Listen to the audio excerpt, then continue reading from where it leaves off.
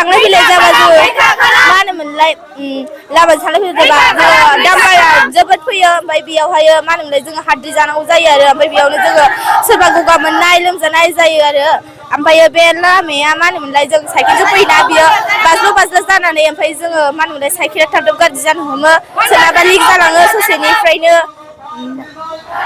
बिदिथ' बारा जाया आरो सोरनाबा जायो सोरबा ओमफ्राय मा होनोमोनलाय बे मा होनोमोनलाय सोरबा खमजुरिथ' थायोना बिसोरो मा होनोमोनलाय एसे लामा बाज्ल' जाबा सोरबा गोलैयो आरो बिदिनो नोंसोरो मा लुबैदों दा जोंनो लामाखौ मोजां नांगौ आरो जोङो दामफार खारनायखौ स्पिडखौ खमायनांगौ मानो होनोबा जोङो दामफारनि हाद्रि जानांगौ जायो मानो होनोबा ओमफ्राय बेयावनो सोरबा लोमजानाय आरि जायो बेसे गोजान फैयो स्कुलाव जोङो बैयो सापागुरिनिफ्राय बिसिबां फैयो जों ओमफ्राय सोरबाथ' ओइ बे साब्राकाटानिफ्राय इसिबां फैयो ओमफ्राय सोरबा बै माबानिफ्राय फैयो कालिगाव साइकेलजों फैयो जेंना होयो माने गाज्रि जायो आरो गथ'फोर स्टुडेन्ट थांनाय मानाय ओमफ्राय जोंबो हाथाय बाजार जानायाव गाज्रि जायो आरो दा बिदिनो गगा मोननाय गुजुनाय जालांजोबो आरो बयबो गथ'फ्राबो दिगदार मोनो बे जेंनाया माने बिदिनो गोबावसै आरो जानायालाय बिदिनो गोबावसै थांलाय फैलाय खालामग्रा गुबुन सुबुंफ्रा माबायदि खस्थ' मोनो आरो बहुदनो हाद्रि बालायाव आरो बयबो बिदिनो खुगा मेगन गन्थं खोबथेनानै थाबायना गथ'फोरा ओमफ्राय गाज्रि जायो आरो स्टुडेन्टफ्राबो आरो गासिबो हाद्रि बालायाव बिदिनो दा नोंथांमोना मा लुबैदों मा जेंनानि सायाव मा सुस्रांजानायखौ लुबैयो जोंनो मोजां लामाखौ नांगौ ओमफ्राय गथ'फोरनि थाखाय थांलाय फैलाय कलेज थांलाय फैलाय मोजां लुबैदों आरो जों दा बिदिनो डाक्टाराव थांनाय मानाय डिलिभारि लांनाय मानाय मोजां लामाखौ नांगौ आरो जोंनो दा सिखावनाय हाबाफारि रौमारि दालाइ दुलाराय बर' फरायसा आफादनि बानजायनायाव दिनै जोंनि रायजो राजा आरो साखाथिनि माखासे गोजौ फरायसालि नि फरायसाफोरजों लोगोसे जोंनि गासैबो बाजार गलानि दैदेनगिरिफोर माखासे इन्टेलेक्सुयेल जोङो बे दरना लामा ब्लक खालामनाय हाबाफारियाव बाहागो लाफैदों बिनि उद्देश्यआनो जाबाय गोबाव समनिफ्रायनो जोंनि रायजो राजा फरायसा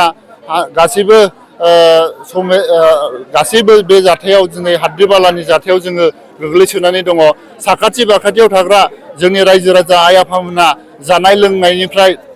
बायदि गोबां भुगिनानै दं बेराम आजार याव गोग्लैनानै दं बिनिखायनो जोङो गोबांबार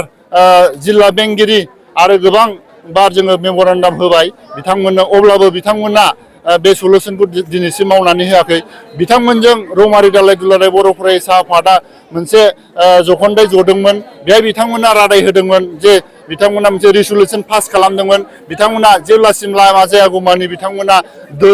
दै होनानै होगोन बेखौ बिथांमोना रोखायै रिसुलुसनाव पास खालामदोंमोन नाथाय दिनै गोबां मेम'रेन्डाम गोबां सावरायनायनि उनावबो दिनैसिम बे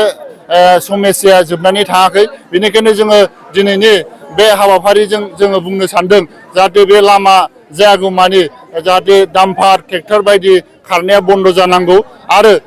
जोंनो बे लामायाव जाहाथे सानसेयाव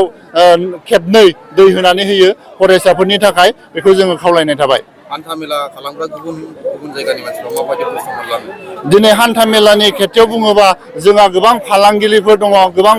गुबुन जायगाफोरनिफ्राय दङ बिथांमोना हाद्रि बालाजोंनो लामाखौनो नुनो हाया बिराद भुगिनानै दङ मालाबा एक्सिडेन्टबो जालायलाङो दा बेनिखायनो बे समस्यायाव गोबां गोग्लैनानै दङ नोंथांमोना माबायदि जुदि नोंथांमोननि दाबिखौ जेंनाखौ सुस्रांनानै होआबा नोंथांमोना माबा थांखि लागोन नामा जुदि जेंनाखौ सुफुंनानै होआब्ला दिनै रायजो राजाफ्रा जोंखौ बुंदों आरो रायजो राजाफ्रानो डिसिसन लादों जेब्लासिम लामाया बा बे समस्याया जाया बिथांमोना